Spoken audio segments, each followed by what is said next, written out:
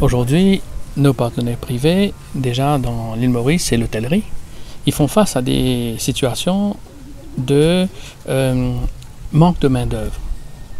Et là, on a dit comment MFR peut aider ces acteurs privés. Au départ, les entreprises accueillaient nos jeunes 16 à 18 ans pour des formations initiales avec un accompagnement dans l'insertion professionnelle.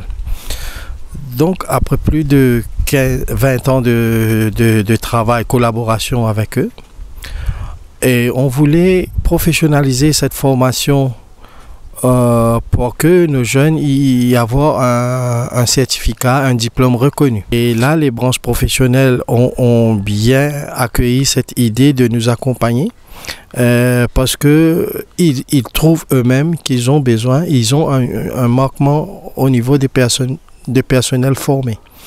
Donc, ils nous ont accompagnés pour la création des référentiels des métiers et en même temps des plans de formation. Et là, par la suite, on a une deuxième phase sur cette professionnalisation, donc aller vers les autorités ensemble avec ces partenaires qui nous donnent la force auprès de l'autorité concernée.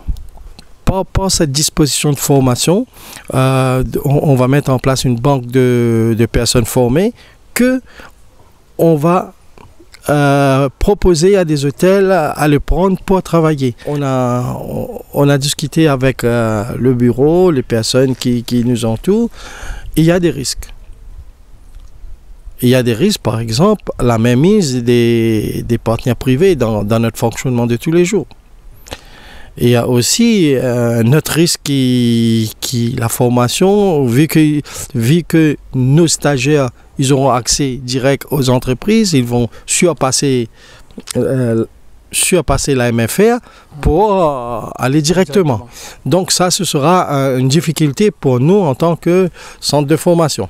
On a réfléchi comment on peut garantir l'authenticité de notre maison, de nos associations MFR.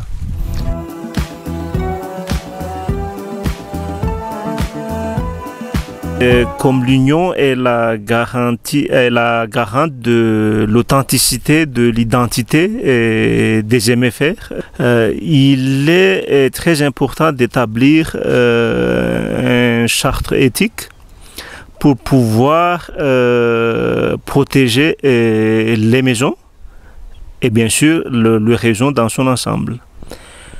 Cela va nous amener à établir aussi des accords de principe avec les partenaires privés qui seront impliqués dans cette démarche pour que chacun sait qu'est-ce qu'il faut faire, qu'est-ce qu'il ne faut pas faire, parce que la MFR a toujours cette identité à garder, sa spécificité. Donc voilà la première chose à faire.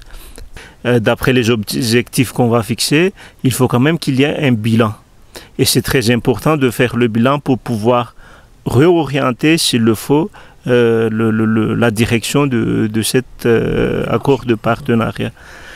Et bien sûr, il est aussi, je pense, le devoir de l'Union de communiquer au niveau interne, c'est-à-dire au niveau national, au niveau des maisons, les résultats de ces bilans pour pouvoir encourager d'autres MFR à emboîter le pas et s'engager davantage en gardant l'unité du réseau.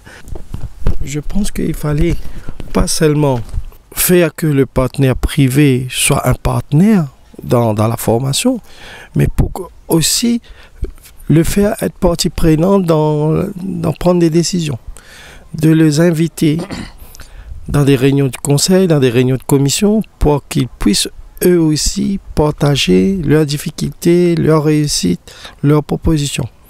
Moi, je pense qu'il y a une bonne communication par toutes les parties concernées, le risque, la dérive se limite. Ouais.